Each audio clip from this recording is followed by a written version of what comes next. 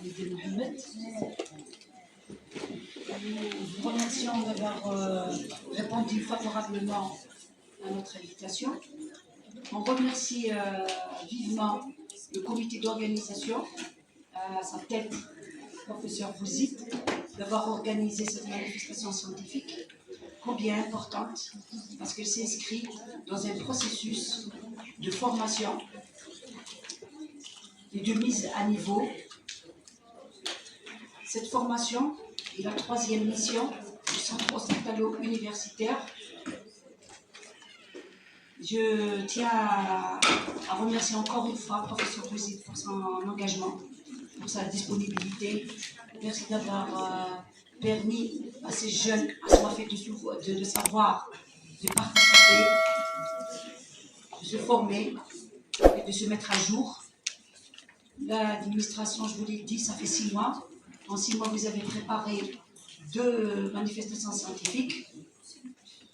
Merci beaucoup. C'est très courageux de votre part et c'est très ambitieux.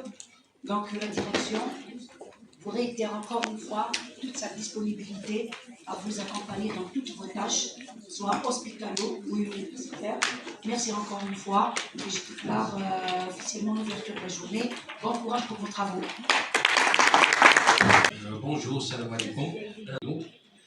Chers maîtres, chers confrères et consoeurs, honorable assistance, soyez agréablement les bienvenus à ces deuxièmes journées d'endoctrinement et diabétologie avec des thèmes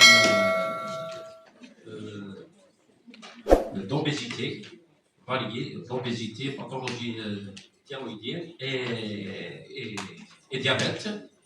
Voilà, ces deux journées qu'on va passer dans une ambiance chaleureuse et de convivialité devrait permettre d'adapter nos méthodologies de prise en charge aux dernières recommandations des sociétés savantes internationales, des données scientifiques récentes et aux derniers progrès technologiques. Et cela afin d'offrir à nos patients le meilleur soin possible. Je tiens à remercier le professeur Bouzid et son équipe pour les efforts, le travail et l'engagement à réussir ces journées. Remercier les orateurs pour leur disponibilité, les invités et les participants pour leur présence et leur assiduité, les sponsors, les laboratoires pharmaceutiques pour leur contribution financière. Je vous souhaite d'excellents travaux, une excellente journée, un agréable séjour pour les invités. Et je vous remercie. Et ça a récidivé. On va devoir revenir pour enlever la glande qui était intratype. Pour vous dire qu'au mieux, c'est ça le plus important pour le chirurgien, c'est de connaître toutes les localisations atypiques. Et là, vous avez une petite illustration. Quelques années, les endocrinos, même les autres spécialistes, le diagnostic d'hyperpara était fait au stade de complications. Et les complications, bon, ce n'était pas le topo pour parler, mais il a dû parler de l'ostéoporose. Hein. On a parlé de lithiase rénale, et d'ailleurs, les néphros et les urologues. Donc, on fait le diagnostic aux urgences, hein, ça vous arrive de le voir aux urgences. On fait une échographie, on voit un calcul. Hein. Ce calcul, le patient peut l'éliminer s'il est petit, élimination spontanée. Des fois, ça peut aller, l'éthotrepsie, on le détruit, etc. Mais ce qui est marquant, qui fait évoquer l'hyperpara, c'est ce calcul ou ces calculs qui vont récidiver. Hein. Ils sont bilatéraux et récidivants. Donc ces complications, auparavant, c'était le diagnostic, amené à faire le diagnostic d'hyperpara. Maintenant, le diagnostic d'hyperpara, les circonstances de découverte, c'est beaucoup plus une hypercalcémie découverte fortuitement. Donc c'est vous, les médecins généralistes, et généralement c'est un bilan de routine. Quand on fait un bilan de routine, on tombe sur une hypercalcémie. Et là, je vous pose la question, qu'est-ce que vous faites? Vous avez une hypercalcémie, vous demandez, je ne sais pas, un patient qui vient pour n'importe quelle pathologie, vous demandez systématiquement un bilan. Dans le bilan, il y a le calcium, le phosphore, etc. Et vous tombez sur une hypercalcémie. Alors, quand évoquer le diagnostic d'hyperpara? qu'est-ce que vous faites hein? Si vous ne posez pas de questions, moi je vous pose la question, qu'est-ce que vous faites quand vous avez une hypercalcémie hein? Avant qu'elle n'arrive chez le spécialiste, c'est vous d'abord. Donc le premier concerné actuellement, puisque c'est une découverte fortuite, c'est le médecin généraliste. Vous avez une hypercalcémie, qu'est-ce que vous faites hein? Le médecin généraliste, qu'est-ce que vous faites quand vous avez une hypercalcémie? Thyroïdien. Le micro, si je peux venez là. Comme ça, je vais vous faire participer parce que cette journée, elle est faite pour vous et que vous posiez vos questions. Tel 4, je rajoute mon ABTH et je fais une échographie thyroïdienne. Mais quel est l'intérêt de faire le bilan thyroïdien? On est dans la part. Bon, bien sûr, vous allez me dire qu'il y a une relation. Oui. On avait vu que le nodule peut être en intrathyroïdien. Oui. C'est vrai. C'est-à-dire que vous voulez voir le fonctionnement et la glande thyroïde. Exactement. D'accord. Mais vous avez une hypercalcémie. Cette hypercalcémie, vous allez la recontrôler. Vous pensez à quoi? Une hypercalcémie, ça peut être un problème parathyroïdien, c'est pour ça qu'il vous appelle la physiopathologie. Ça peut être un problème de la parathyroïde, ça peut être autre pathologie, myoplasie par exemple. Voilà. Donc vous avez une hypercalcémie. L'essentiel, vous la recontrôlez et ce qu'il faut garder en tête, on ne dose pas toujours le calcium seul, il a dit, c'est complet avec le phosphore. Vous faites ça, bien sûr, il faut doser la vitamine D aussi, et dès que vous voyez qu'il y a un problème, vous allez voir le patient d'abord sur le plan clinique. Est-ce qu'il y a des coliques néphrétiques?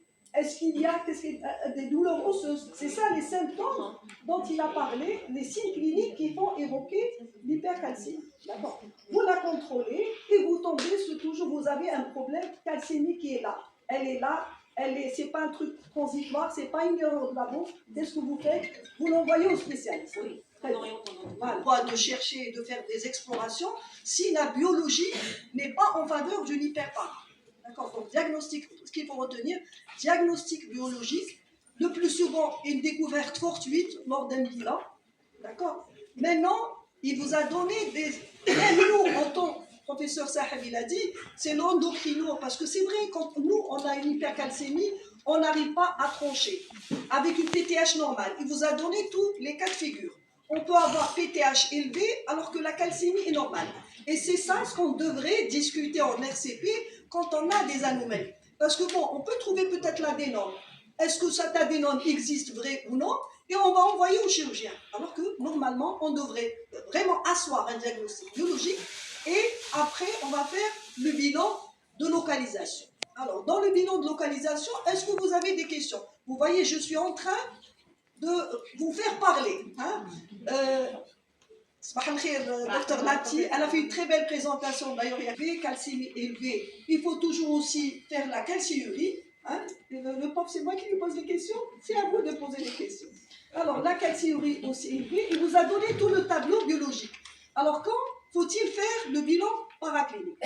Professeur Bouzy, je voulais poser une question. Quel est le circuit que doit prendre le patient ou bien le praticien doit connaître pour introduire ces patients pour une prise en charge adéquate, biologique, radiologique, clinique, parce que c'est des examens complémentaires assez coûteux.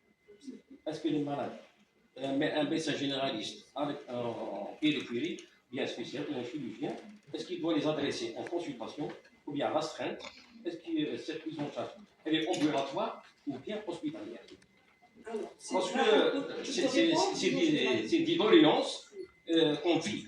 Je vais céder la parole que l'hypercalcémie, des fois vous avez des hypercalcémies malignes. C'est des taux de calcium très élevés qui donnent un retentissement cardiaque, etc. Donc là aussi, on va en parler pour la préparation à la chirurgie, peut-être rajouter un peu quand on a une hypercalcémie, il faudrait la traiter. Donc l'hypercalcémie maligne, c'est une urgence. Et on a reçu des calcémies presque 200, vous imaginez. Donc le malade, il a des problèmes, il peut faire des troubles neurologiques et tout ça. Là, c'est une urgence. Revenir sur le diagnostic de l'hyperparathyroïdie, on a dit que c'est un diagnostic biologique. C'est très important de revenir sur ce point. Et il faut d'abord confirmer le diagnostic de l'hyperparathyroïdie avant de se lancer dans les explorations ou bien de discuter de la prise en charge. C'est très important. Vous avez hypercalcémie égale exploration. Bismillahirrahmanirrahim.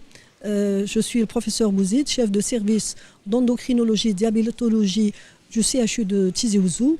je vous remercie d'abord, je remercie toute la presse ici présente qui nous accompagne dans ces journées du service et qui s'intéresse aux pathologies endocriniennes, au diabète et bien sûr à l'obésité.